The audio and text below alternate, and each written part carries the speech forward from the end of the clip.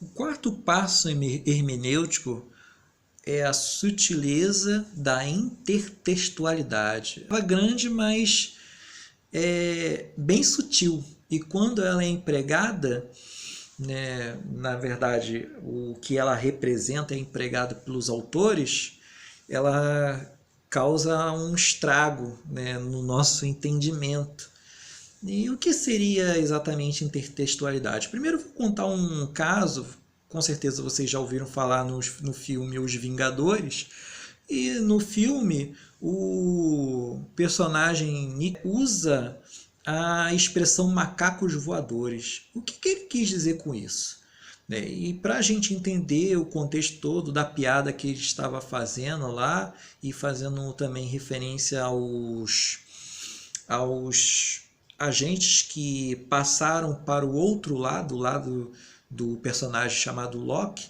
Então, para a gente entender a piada que ele está fazendo, a gente precisa entender de onde ele está tirando essa referência. Então, a intertextualidade diz respeito ao fato de um texto mais recente, que pode ser texto, entendam de forma bem ampla, um filme, uma imagem, um livro ou uma passagem desse livro, um texto mais recente faz referência a um texto mais antigo. Então, quando isso ocorre, ocorre o que a gente chama de intertextualidade. Então, esquematizando para vocês, intertextualidade é um texto B se refere a um texto A. O texto A é o mais antigo e o texto B é o mais recente. Então, numa relação intertextual, a gente pode observar que a expressão macacos voadores foi tirada de um livro que foi escrito por volta de 1900, que é o Mágico de Oz. E no livro existe uma personagem chamada Dorothy. Dorothy é uma mocinha que vive no Kansas e ela tem sonhos, e um dia a casa dela foi elevada por um redemoinho, melhor, desculpa, um furacão, e ela estava dentro da casa. E quando a casa caiu, foi parar numa terra chamada Oz. E nessa terra, e para que ela pudesse voltar para casa, ela precisaria consultar o mágico de Oz. Mas, é claro, ela deveria enfrentar no percurso desse caminho a bruxa, se eu não me engano, a bruxa do leste. E o que acontece? A bruxa tinha seus serviçais, aqueles que faziam um trabalho sujo para ela, que eram os macacos alados, ou seja, macacos que tinham asas. Então, se vocês repararem, a referência a que o filme faz é ao livro Mágico de Oz. E o problema da intertextualidade é que quando alguém escreve um texto ou expõe a referência num filme como esse, ele exige do leitor que ele saiba. Né? Se você não souber, aí é problema seu. Então, você tem que saber a referência para ter um entendimento melhor. Existem passagens que fazem uma abordagem intertextual. O exemplo de Lucas 4:28. Ali, nessa passagem, desse versículo, o Senhor vai falar algumas palavras, né?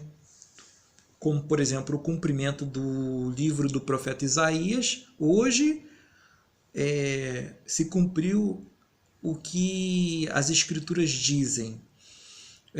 Aí eles ficaram impressionados e o Senhor prosseguiu. De fato, vocês vão me citar um provérbio: médico, cura-te a ti mesmo. Aí depois ele vai prosseguir.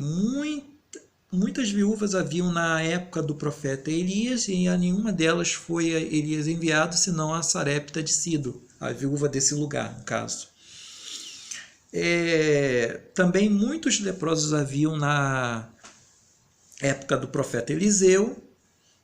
E nenhum deles foi curado, senão Naamã, o sírio. Tá, mas aí no versículo 28 mostra que eles não gostaram nada, mas eles na época entenderam que a, a, a mensagem direta que o Senhor estava dando para eles.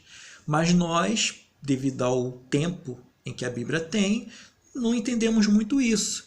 Mas a referência a que o Senhor está fazendo tem como base o livro de 1 Reis, capítulo 17, né, a partir do versículo 1 até o 24, e 2 Reis, capítulo 5, onde está a história de Naamã. No primeiro livro está a história da viúva de Sarepta de Sidom.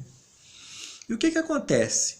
Reparem que esses dois que foram agraciados, né, pelo Senhor, pela sua presença, quer seja através dos profetas, todos os dois eram estrangeiros. Isso é uma mensagem direta.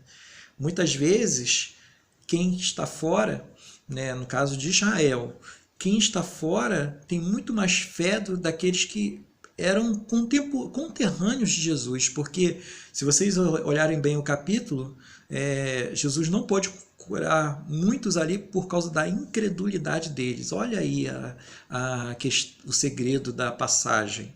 Então Jesus está fazendo uma crítica à dureza de coração e à falta de fé deles.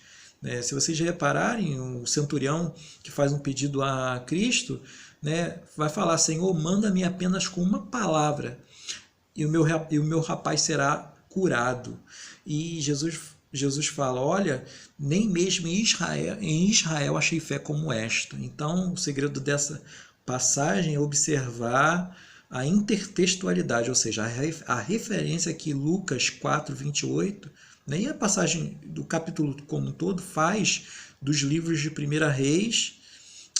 Reis e do livro de 2 Reis, capítulo 5. Romanos também, capítulo 10, vai fazer referência a Deuteronômio 30, capítulo 11, versículo 11 até o versículo 14.